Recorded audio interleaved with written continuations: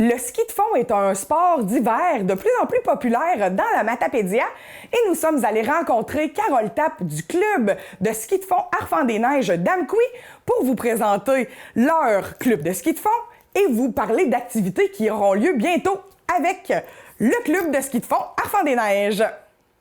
Madame Tappe, vous êtes une adepte de ski de fond, évidemment.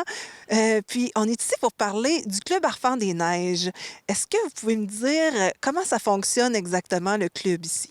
D'abord, le Club Arfand-des-Neiges a eu ses lettres patentes depuis 21 ans. Ça fait 21 ans cette année. Et puis, comment ça fonctionne? Bien, d'abord, c'est géré par des membres qui sont bénévoles. Et on a actuellement tout près de 300 membres. Là. Je suis certaine qu'on va avoir 300 membres dans une journée ou deux. Wow. Alors, c'est ça. Et les gens viennent, ils payent une carte de saison et on a des passes journalières aussi à la journée. Pour le ski de fond, c'est 10 $ par jour. Et pour la raquette, parce qu'on a des superbes pistes de raquettes aussi, c'est 2 $ par jour. On peut toujours acheter une carte de membre individuelle. Pour la raquette, c'est vraiment pas cher. C'est 20 $ pour toute la saison. Et si vous avez une carte de membre de ski de fond, vous avez droit à la raquette et c'est gratuit, c'est compris dans la carte de membre de ski de fond. Très intéressant. Et combien de jours êtes-vous ouvert par semaine? On est ouvert 5 jours semaine, normalement du lundi au mercredi, de 10 h le matin à 3 h 30 l'après-midi. Et comme je vous disais tantôt, le local est ouvert et c'est des bénévoles qui font la rotation, OK, pour laisser le local ouvert et pour que les gens puissent venir se changer, venir aux toilettes. Il y a des gens qui viennent passer la journée, qui apportent leur lunch, parce qu'on a tout ce qu'il faut dans le local, là, four micro-ondes, on a un poêle, les gens peuvent se faire réchauffer des choses. Par contre, il faut qu'ils lavent leur vaisselle. S'ils utilisent la vaisselle. Et comment ça fonctionne exactement, les pistes, tout ça? Quand on arrive ici, on ne sait pas trop quel côté qu'on prend. Bien, quand vous arrivez ici, d'abord, on est au Grand Pic. Hein? Et si vous prenez, ça dépend de la longueur de la piste que vous voulez faire. Parce qu'on a des pistes, on a la balade qui est de 4 km, qui est une piste qui est très facile, à double voie, mais en classique, tracée en double voie, mais c'est du classique, c'est seulement du classique. Et on a une piste qui est 1,6 km, qui est la Sentinelle, qui est très, très facile aussi. C'est sûr que pour les adeptes, les gens qui veulent traverser le ruisseau puis passer, en faire plus longtemps, on a des pistes qui sont très bien entretenues par des traceurs bénévoles. Je tiens à le dire parce que je considère que c'est important. Si on n'a pas de bénévoles, on ne pourra pas survivre. C'est impensable de survivre si on n'a pas de bénévoles. Et les traceurs, dans la 9,6 km, c'est-à-dire le ruisseau, on a du pas alternatif ou du pas classique, comme vous voulez. Et il y a le pas aussi de patin qui est très pratiqué par plusieurs adeptes là, ici.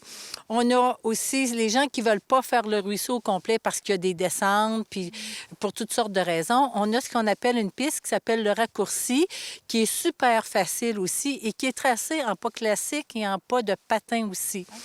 Et il y a une piste qui est préférée par beaucoup de gens qui est la piste, j'en oublie le nom, attendez un petit peu, la Cédrière, qui est une piste qui est vraiment extraordinaire. C'est féerique dans cette piste-là. C'est enveloppant. C'est vraiment une belle piste de ski de fond. Il y a beaucoup, beaucoup de gens qui aiment ça et qui pratiquent ça. Cette piste-là, c'est leur préférée. C'est la préférée de bien du monde.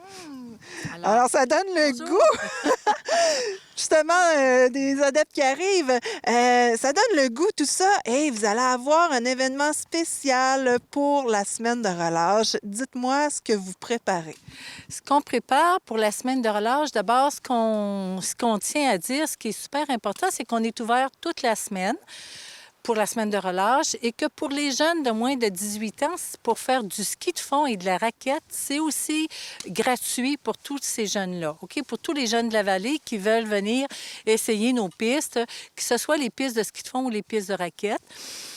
Et le 1er mars, qui est le dimanche, on va faire un clair de lune, soit en raquette ou en ski de fond, ce que les gens préfèrent.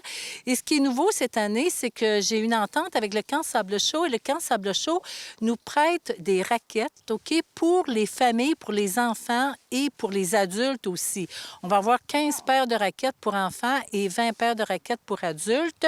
Alors, les familles qui aimeraient faire pratiquer ce sport-là, essayer ça pour une soirée, c'est possible. Puis ça va être gratuit. C'est gratuit pour tous les gens, pour les membres et les non-membres, OK, qui veulent participer à cette activité-là. Par la suite, il y a souvent un chocolat chaud ou quelques gâteries là, pour alimenter, se refaire notre énergie avant d'aller faire dodo. Et le restant de la semaine, c'est ouvert de façon régulière, mais le 8 mars, qui est le dimanche suivant, c'est la Journée internationale des femmes. Et cette journée-là, c'est gratuit pour toutes les femmes, OK? Sans exception. Et de